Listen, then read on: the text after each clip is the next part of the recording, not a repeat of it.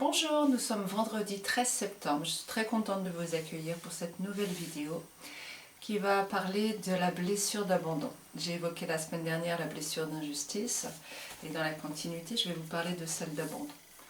Celle d'abandon qui est aussi quelque part la blessure de rejet, c'est à peu près la même chose. Alors par rapport à ce que je vous ai dit la semaine dernière, j'espère que vous avez compris que la notion de blessure que l'on reçoit de l'autre est en fait un angle de vision que nous choisissons pour voir ce que l'autre, le stimulus que l'autre nous envoie, la situation qui se présente à nous de façon souffrante. Nous vivons cela, nous interprétons ça inconsciemment parce que nous sommes pilotés par notre charge négative, ce que j'appelle le gueux, qui nous fait voir la situation dans un angle de vue dont le but est de nous faire souffrir. Peut-être après avoir entendu ce que je vous ai dit la semaine dernière sur les injustices, peut-être que quelque chose en vous a protesté. Ouais, mais quand même, non, mais il y a des injustices quand même, il y a des abandons quand même, etc. Ça, c'est normal. Pourquoi, alors que c'est logique et assez clair, cette histoire d'angle de vue, pourquoi nous avons des difficultés à lâcher un angle de vue souffrant? Pourquoi j'ai des difficultés à lâcher le fait que, j'ai été rejetée dans ma vie, ou abandonnée, ou trahie, ou etc., humiliée? Parce que si j'arrive à lâcher ça, réellement, profondément, mon gueux n'a plus de nourriture, ma charge négative n'a pas de nourriture. Notre ego, cette personnalité que nous endossons pendant notre vie, pendant cette incarnation, pour moi, là, c'est Sandrine Léger, c'est cette personnalité-là qui n'est pas ce que je suis profondément, mais qui est cette petite étiquette que je trimballe dans cette vie, crée dans cette vision isolée des choses que nous avons sur cette terre. Je pars un petit peu loin, mais c'est pas grave. Nous nous sentons coupés de l'univers, coupés des autres, coupés de l'amour. D'une façon générale, nous sommes tous un peu... nous craignons tous de vivre seuls, nous craignons tous le regard des autres. Pourquoi? Parce que la première chose que nous apprenons, je vous l'ai déjà dit, et c'est pas grave, petit rappel, que la première chose que nous apprenons, c'est ne pas nous aimer nous-mêmes. C'est ne pas penser à nous. Penser à soi, c'est mal, c'est être égoïste. Se faire du bien, c'est ne pas penser aux autres, donc c'est mal. Tout ce dévoiement d'un phénomène qui est naturel, c'est comme si vous disiez à une rose: ah non, il ne faut pas que tu écloses, il ne faut pas que tu t'épanouisses, parce que l'herbe autour et les orties vont être jalouses. Et que ça serait égoïste de ne pas penser aux orties. Ça n'a pas de sens dans la nature. Mais les hommes sont gouvernés non pas par les lois de la nature, mais par les lois des hommes. Ces lois des hommes qui sont pilotées par les charges négatives de chacun. Donc le but n'est pas de nous rendre heureux. Je vous fais un gros résumé d'un an de vidéo là. Le but de notre éducation, de notre société, n'est pas de nous rendre heureux, mais à l'inverse, de nous faire souffrir, pour que notre charge négative grossisse. Donc cette personnalité de Sandrine Léger, que j'ai endossée, que mon ego a créée, parce que je n'ai pas le droit, comme vous, de me connecter à la base, dans l'éducation. Je n'ai pas le droit de ne penser qu'à moi, à mon bien-être, de me faire du bien, d'être pleine de bienveillance. Je n'ai pas le droit. Ok? Donc comment je survis là-dedans? Eh bien, je survis en me créant de l'importance, puisque dans notre société, recevoir de l'amour, il faut le mériter. Donc il faut avoir du mérite. Donc je me crée une personnalité qui, elle, peut mériter de recevoir de l'amour d'une façon ou d'une autre. Que ce soit parce qu'elle est valorisée valorisante, valorisable, ou parce que c'est une victime que l'on va plaindre. Mais il y a plein d'autres stratégies. Le sauveur, le bourreau, la victime, les mécanismes de gentillesse, etc. Vous pourrez, je vous rappelle que j'ai écrit un livre que je peux vous faire parvenir gratuitement, avec plaisir, en version PDF uniquement. Je n'ai pas fait éditer, donc si ça vous intéresse, vous aurez là tous les mécanismes, entre autres, hein, il fait 200 pages, donc tous les mécanismes d'acquisition d'énergie. Et vous pourrez comme ça reconnaître ce que vous faites, ce que les autres font, pour récupérer cette énergie d'amour que nous n'avons pas le droit de nous donner nous-mêmes. Dans la loi des hommes, parce que dans la loi de la nature, évidemment que ça fonctionne comme ça. Mais c'est dévoyé. Tout ça pour arriver à notre syndrome d'abandon, de rejet, etc.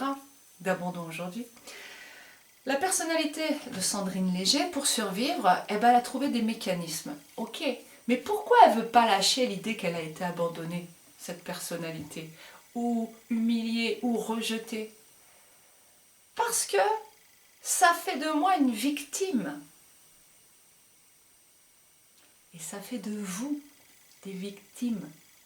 Et une victime, c'est super. Parce qu'une victime, ça se fait plaindre. Parce qu'une victime, ça garde de la colère en elle. Ça garde des émotions négatives.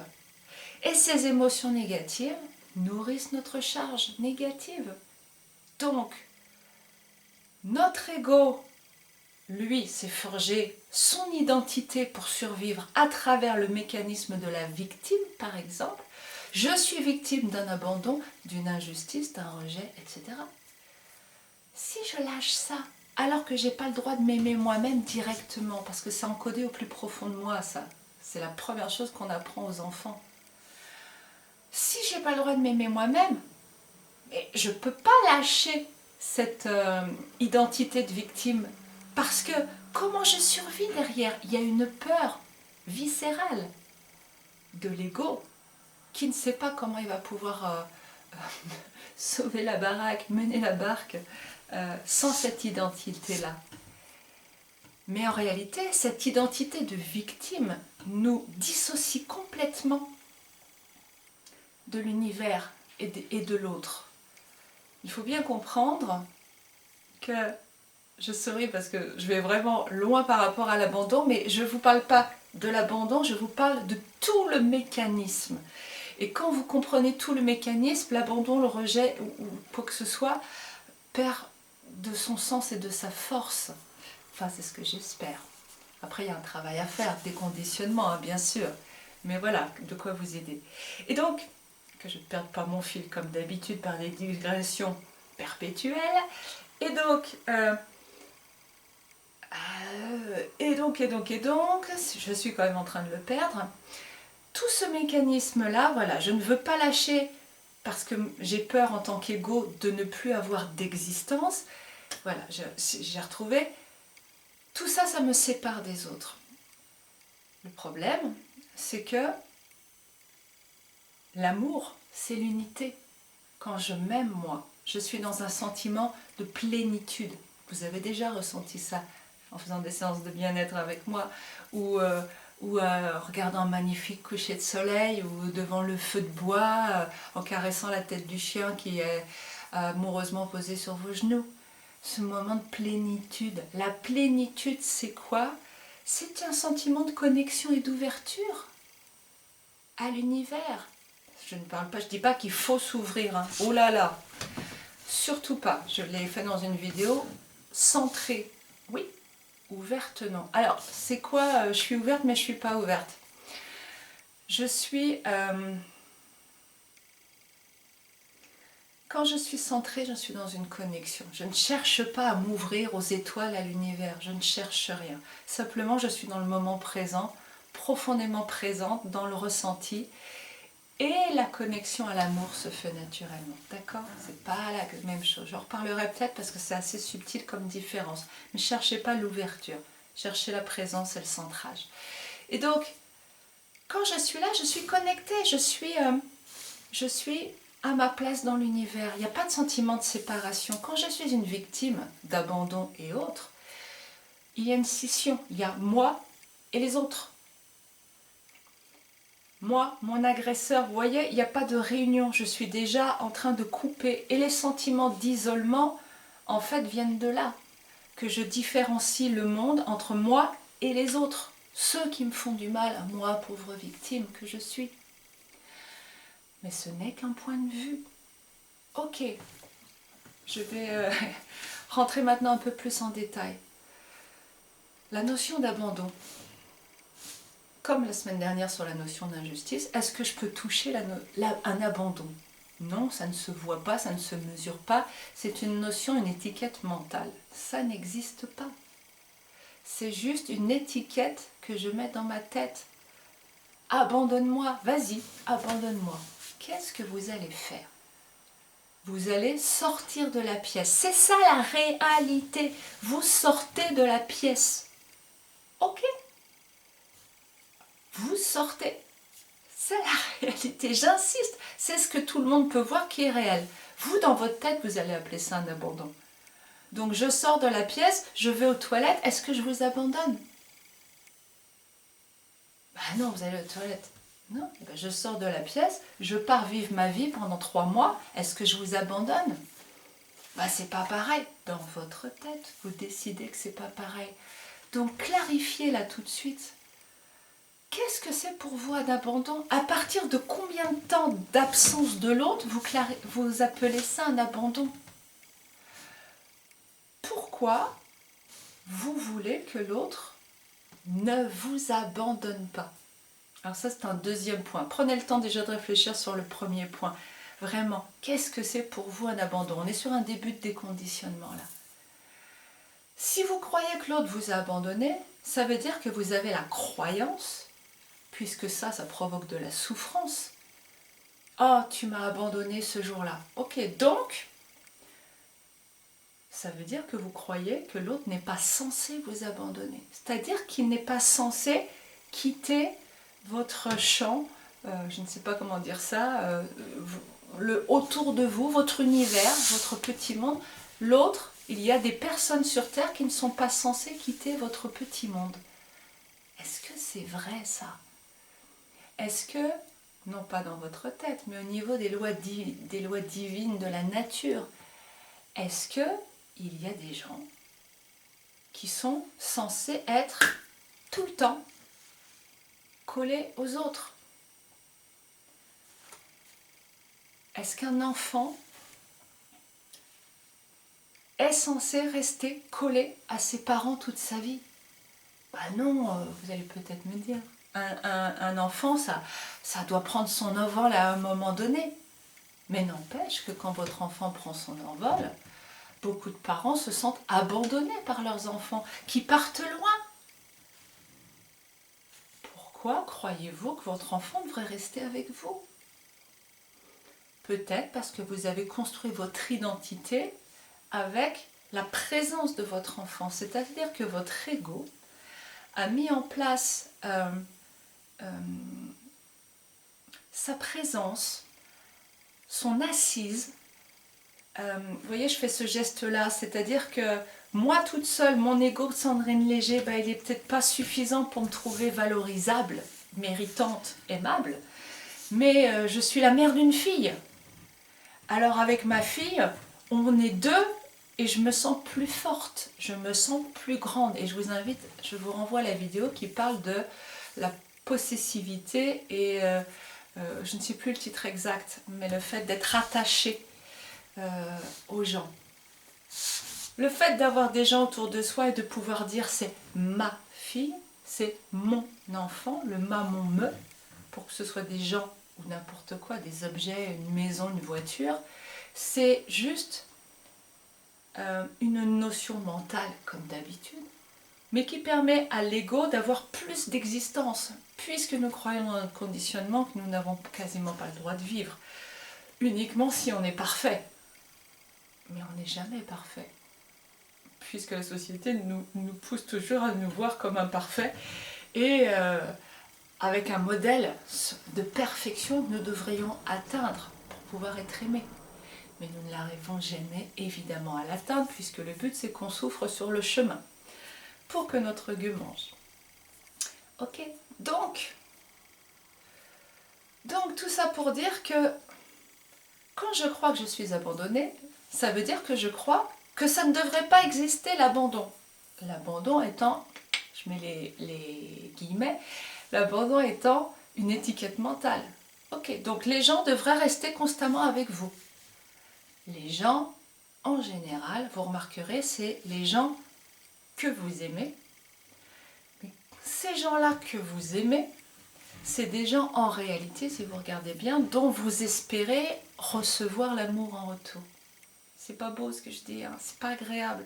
Ça pique de se voir dans la glace et de voir que les gens qu'on aime, oui, ok, mais si vous les aimiez réellement, ces gens-là, vous seriez heureux s'ils partaient. Si ça leur fait plaisir, si c'est pour leur bien, s'ils sont contents de partir, si vous les aimez, vous êtes content pour eux et avec eux qu'ils partent. Mais si vous vous sentez abandonné, c'est qu'en réalité, vous n'êtes pas vraiment dans une relation d'amour, vous êtes dans une relation de dépendance. Vous avez construit votre identité sur ces gens-là, Mouma, et vous avez surtout construit un mécanisme de recevoir de l'amour par ces gens-là, au lieu de vous le donner vous-même, connecté, centré, vous utilisez, et c'est normal, hein, c'est notre société qui nous apprend ça, vous utilisez les autres pour recevoir de l'amour. Le syndrome de l'abandon, qu'est-ce que ça veut dire en clair? Jette un petit coup d'œil au chrono, ça défile, ça défile. Le syndrome de l'abandon en clair, c'est quoi? C'est le « oh mon Dieu, je ne vais plus recevoir de l'amour des autres ». Ok. Et bien là, j'ai envie de vous dire, heureusement qu'à un moment donné, les gens vous abandonnent.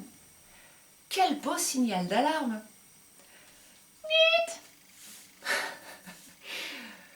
Vous êtes en train de pomper les autres et d'attendre des autres qu'ils vous nourrissent. Vous êtes dans la dépendance. S'ils ne sont pas, si vous n'avez pas ce ressenti d'abandon, vous pourriez continuer toute votre vie. Je pompe, je me fais aimer, je fais tout ce qu'il faut pour me faire aimer des autres. Et je les attache à moi, et je les aime, et ils restent avec moi physiquement ou invisiblement par des liens énergétiques.